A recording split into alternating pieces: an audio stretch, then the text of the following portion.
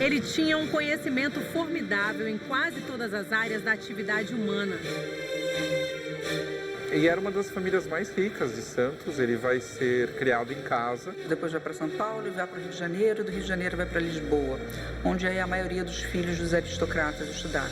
E na mineralogia ele vai fazer basicamente a carreira dele. Nós podemos chamá-lo de uma versão, digamos assim, do homem universal, né? Daquele intelectual que domina diversas áreas do conhecimento. Quando a corte portuguesa parte de Portugal para o Brasil, ele continua em Portugal.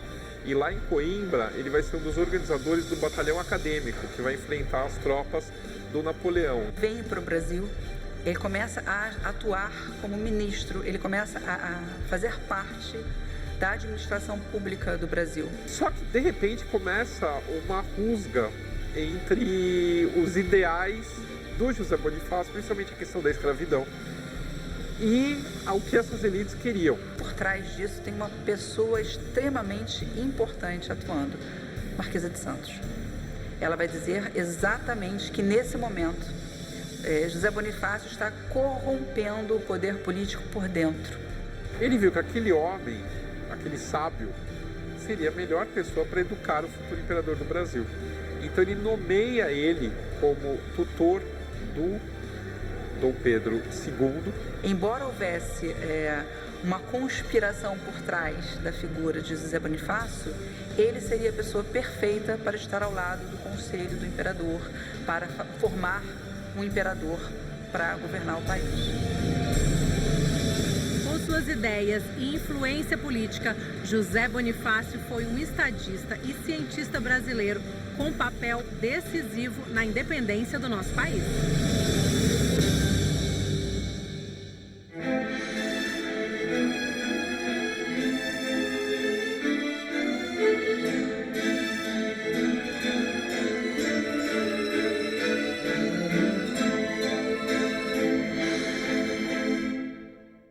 José Bonifácio nasceu em Santos em 1763. Filho de uma família abastada, teve acesso a uma formação intelectual bastante distinta da maioria dos brasileiros de sua época. José Bonifácio é santista, nasce no Brasil no final do século XVIII. Essa data é a mesma data que é transferida a capital de Salvador para o Rio de Janeiro. Também é a época que aqui no Brasil vivia ainda o auge do ouro, do diamante, né? Por isso que é feita essa transferência da corte, da sede, né? Do poder de Salvador para o Rio de Janeiro, que é mais perto das minas e do escoamento dessas riquezas do Brasil. E era uma das famílias mais ricas de Santos, ele vai ser criado em casa. Nessa época no Brasil a gente tem que pensar que ensino básico era meio restrito e aí quem tinha mais dinheiro, contratava preceptores para criar os seus filhos em casa, foi o caso dele e dos irmãos. Aí, com 14 anos de idade, ele vem para São Paulo. Santos, depois vai para São Paulo e vai para o Rio de Janeiro, do Rio de Janeiro vai para Lisboa, onde aí a maioria dos filhos dos aristocratas estudaram. E vai estudar aquilo que todos os aristocratas estudavam, direito. Em 1783, aos 20 anos de idade, José Bonifácio conclui seus estudos no Brasil e vai para Portugal estudar Direito na Universidade de Coimbra, além de Matemática e Filosofia Natural.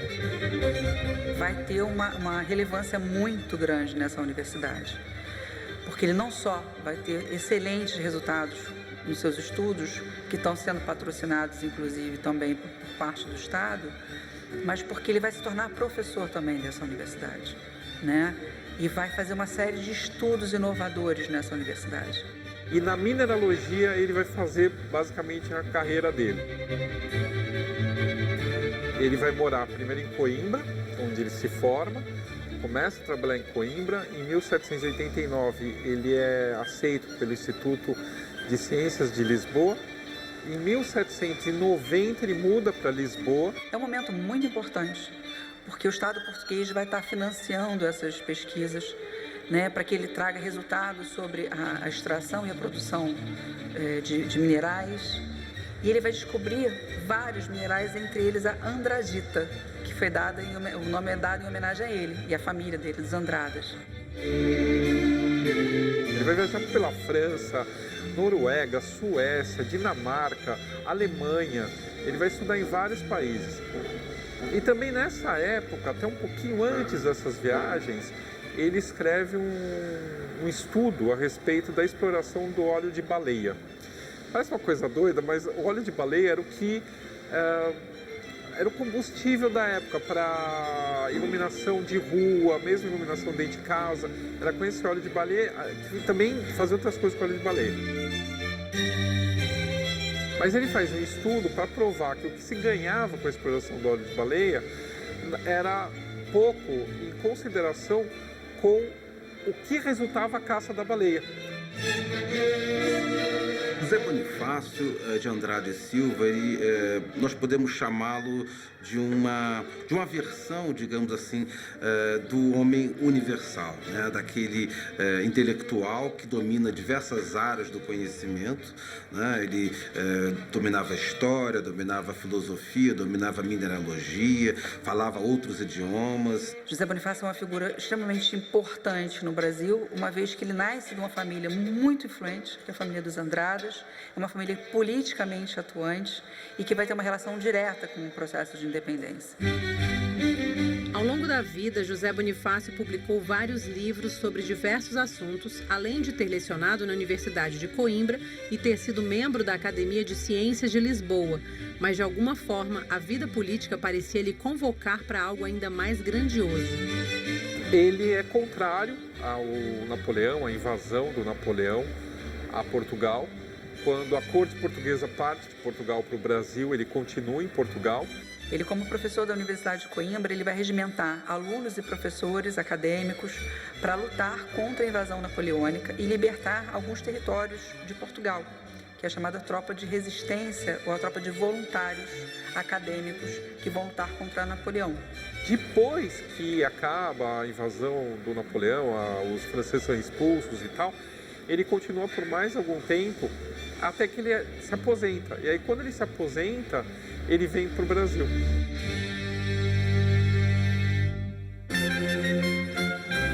Em 1819, José Bonifácio retorna ao Brasil para se aprofundar em suas pesquisas e, posteriormente, se aposentar de forma tranquila. Mas a Revolução Liberal, que eclodiu no Porto um ano depois, fez que ele se candidatasse a um cargo público a fim de participar das Cortes Constituintes do Reino. Ele vai lá para o Rio de Janeiro, onde ele se apresenta ao rei Dom João VI, que estava lá no Rio, e ele ganha o título de conselheiro. E havia pessoas da própria corte que queriam que ele continuasse lá para virar um secretário de governo ou alguém mais importante por todos os conhecimentos que ele tinha dentro da administração brasileira. Ele começa a atuar como ministro, ele começa a fazer parte da administração pública do Brasil, né? Ele tem, a princípio, parte dos seus estudos financiados pelo Estado português e ele vem para o Brasil para fazer parte do Conselho de Estado. Em 1821, como consequência da Revolução do Porto, que ocorreu em Portugal, acaba tendo novas eleições aqui em São Paulo. E ele vai ser eleito, ele vai participar da junta de governo. A primeira junta de governo a ser eleita em São Paulo. E ele é eleito vice-presidente dessa junta, o que hoje equivaleria a ser vice-governador de São Paulo. Então ele, nesse posto, ele sobe em 1821. E aí ele já vai preparar os deputados que vão de São Paulo para as Cortes de Lisboa, para a Constituição, que vai ser realizada em Lisboa. E ele escreve os apontamentos para os membros que estavam indo para lá. Então, nesses apontamentos, aí a gente vê muitas das ideias dele, que era trazer uma universidade para São Paulo, a transferência do centro do Brasil para o centro-oeste, a questão da abolição da escravidão de forma paulatina, não de uma vez só, para que não haja um problema, né, na administração do Brasil. A questão dos indígenas, trazer os indígenas para a sociedade, sem ser de forma abusiva, sem ser de forma impositiva. A questão da ecologia, que era muito forte nele, toda a questão da ecologia. A questão de criação de escolas técnicas pelo Brasil e várias outras coisas.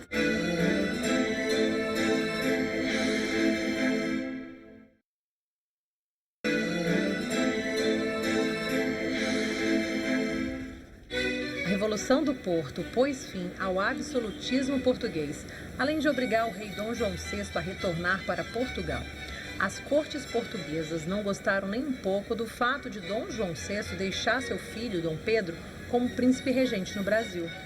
José Bonifácio convence o jovem príncipe de que somente com a sua liderança o território brasileiro não seria dispersado como foram os países da América Espanhola. Era uma pessoa, um intelectual muito importante desse período e um político também de destaque. Tá? Nós temos uma relação dele muito boa, por exemplo, com Dona Leopoldina, né? Justamente esses interesses científicos, também interesses políticos. Em 9 de janeiro de 1822, a gente tem o Dia do Fico, que é quando Dom Pedro decide ficar no Brasil e não atender às ordens da corte de retornar a Portugal. O José Bonifácio, como governante de São Paulo, como vice-governador de São Paulo, ele é um dos responsáveis por isso, porque ele mostra daqui de São Paulo, por um príncipe regente no Rio de Janeiro, que os paulistas eram favoráveis à permanência do Dom Pedro aqui no Brasil. Conta que quando ele estava em Santos, que ele veio para Santos novamente, né, que ele se instalou em Santos, assim que ele chegou e soube do problema de que havia entre do Estado brasileiro e o Estado português, das cartas recebidas por Dom Pedro, né, de seu pai exigindo retorno, que o próprio José Bonifácio escreve uma carta a Dom Pedro oferecendo a ele os seus préstimos administrativos e dizendo que seria de bom grado que ele ficasse, não só para Santos, mas para o Brasil inteiro. E que isso teria influenciado diretamente no Dia do Fico, porque Dom Pedro consegue entender que ele teria o apoio político de uma das principais famílias, que seria a família dos Andradas, em Santos. Isso que era muito importante. Se a gente pensar em termos econômicos, a questão de porto, de distribuição de agrícola, enfim, a gente tem o Porto de Santos como um ponto muito importante na economia nacional. Então, a principal família política apoiando o imperador, isso era de fato muito importante. José Bonifácio parte com uma comitiva para assegurar essa aliança com o príncipe regente em janeiro de 22, e lá ele chega no Rio e já é nomeado o principal ministro desse novo governo que o Dom Pedro está montando no Rio de Janeiro depois do Dia do Fico. E aí é aquela coisa de pai e mestre. O José Bonifácio era mais velho que o pai, mais velho que o Dom João, e ele tinha uma figura mais paternal e protetora em relação tanto ao Dom Pedro quanto a Leopoldina. Ele chamava ele de meu velho, era uma relação mais íntima, vamos dizer assim. E o José Bonifácio que vai tentar fazer sempre a questão do restante da educação que faltou, da educação formal que faltou ao Dom Pedro. Com a Leopoldina, ele vai ser um dos principais intermediários dela, porque ela adorava mineralogia, assim como ele, falavam diversas línguas, tinham viajado por vários lugares da Europa, conheceu a Europa, então eles vão ser muito próximos durante muito tempo. Atuou de forma efetiva a aconselhar politicamente, não apenas Dom Pedro I, a própria Dona Leopoldina. Nós vemos José Bonifácio com desempenho justamente de um homem hábil politicamente e que sabia muito bem qual modelo de monarquia deveria ser implantado aqui no Brasil. Isso porque, assim, eu costumo dizer que não existe história do si, mas podemos sim especular se o Brasil se tornasse independente sob a égide da República, certamente proporcionaria condições para as várias regiões estabelecerem países distintos. O Brasil seria uma série de repúblicas como os nossos vizinhos latino-americanos. O modelo monárquico conseguiu manter essa unidade, né, essa égide da unidade, comandada justamente por esse modelo aqui estabelecido. Isso é obra de José Bonifácio. Após a permanência de Dom Pedro no Brasil, em janeiro de 1822, o processo de independência começou a se firmar. Em setembro daquele ano, o príncipe recebeu um comunicado das cortes portuguesas com medidas que rebaixavam o Brasil à colônia novamente e, mais uma vez, exigiam que ele retornasse para Lisboa. Ele atua em vários setores da sociedade. Um deles é a própria maçonaria. A maçonaria ela reúne a grande parte da aristocracia nacional na loja do Oriente. Então, esse espaço vai ser um espaço de debate político muito grande, fundamentalmente do Partido Brasileiro, que apoiava diretamente a ideia de um primeiro reinado, a ideia de um reinado brasileiro. Ele vai atuar junto à Leopoldina, né, com as conversas no palácio, trazendo a intelectualidade para o palácio, trazendo a aristocracia para o palácio, fazendo um papel de interlocutor com essa aristocracia que o próprio Dom Pedro não tinha, por ter uma personalidade muito forte, por ter uma personalidade muito impositiva. Então, o José Bonifácio ele vai ser essa pessoa que vai exercer essa ligação política, ele vai exercer essa negociação política com os grupos aristocratas nacionais, né, junto à Leopoldina. Ele foi praticamente primeiro-ministro durante muito tempo. Então ele coordenava, congregava em torno de si muito da elite brasileira, principalmente a elite paulista.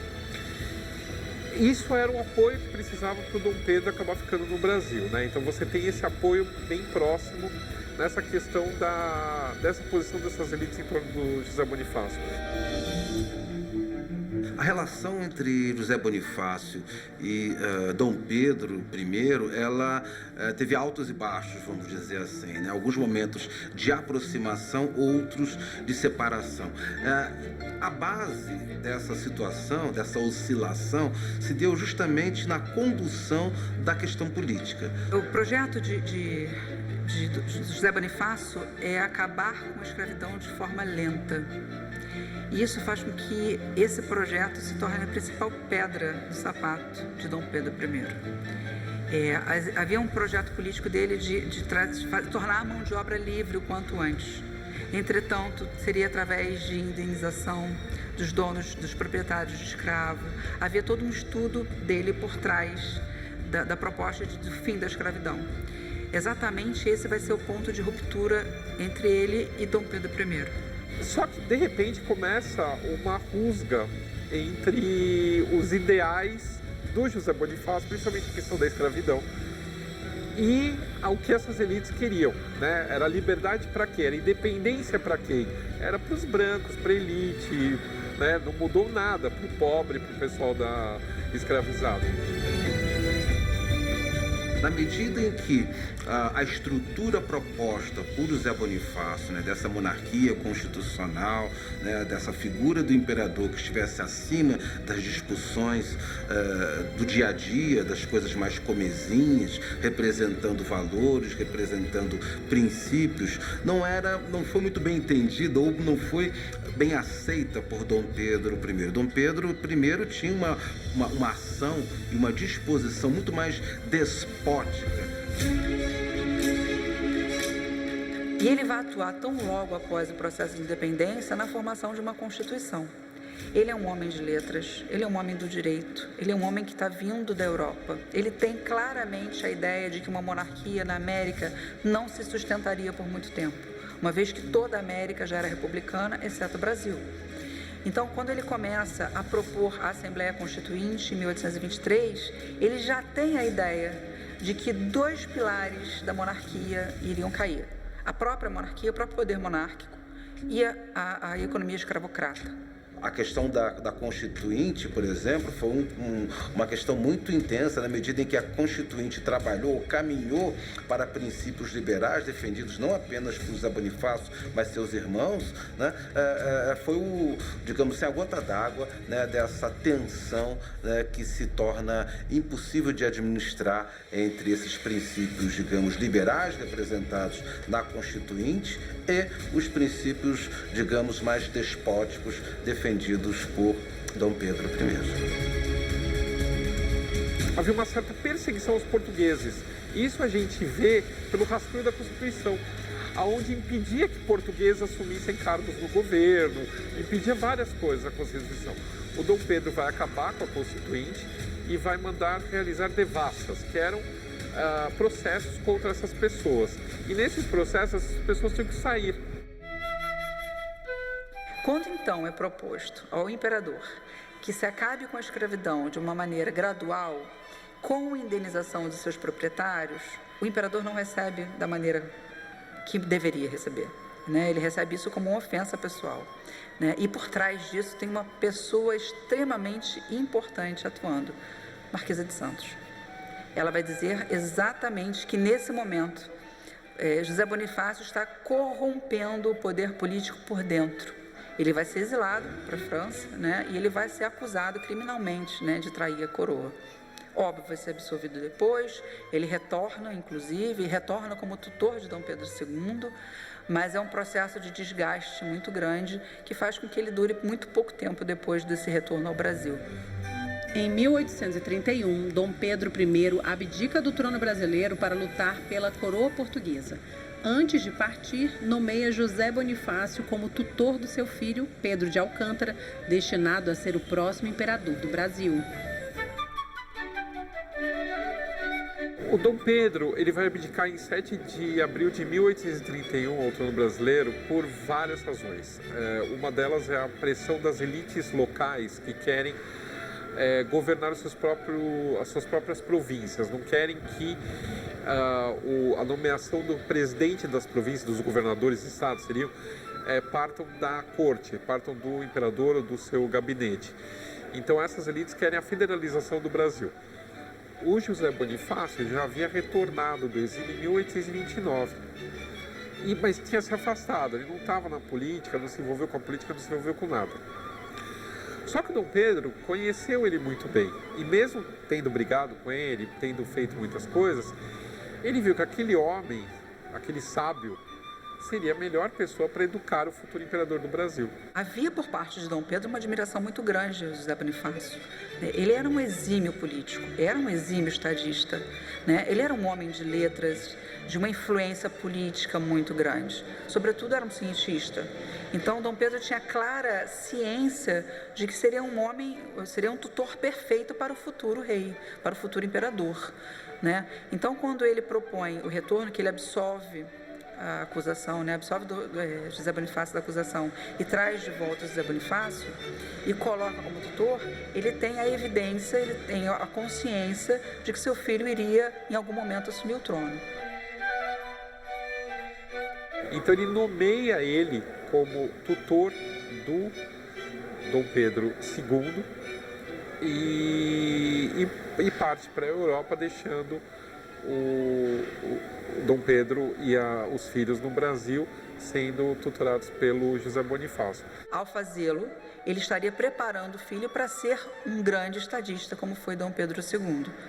Então ele tinha consciência que, embora houvesse uma conspiração por trás da figura de José Bonifácio, ele seria a pessoa perfeita para estar ao lado do conselho do imperador, para formar um imperador para governar o país.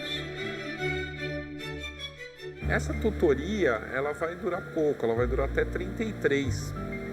Ele é praticamente preso, José Bonifácio, dentro do Palácio de São Cristóvão, na Quinta da Boa Vista, que ele é acusado, junto com os irmãos, de tentarem um golpe para trazer o Dom Pedro I de volta para o Brasil, para assumir a regência do filho, enfim. Aí ele é mandado para a casa dele em Paquetá, na ilha de Paquetá.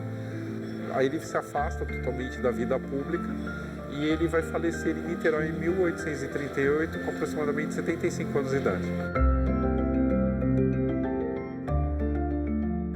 Então ele recebe já nos anos 2000 o título de patrono da independência, não por acaso, né? Porque ele tem ao lado dele uma outra grande estadista, que é Leopoldina, e os dois vão conseguir colocar em volta desse imperador, que não tem tanto talento político, mas tem uma força de convencimento muito grande, a possibilidade de tornar o Brasil um país independente em 1822.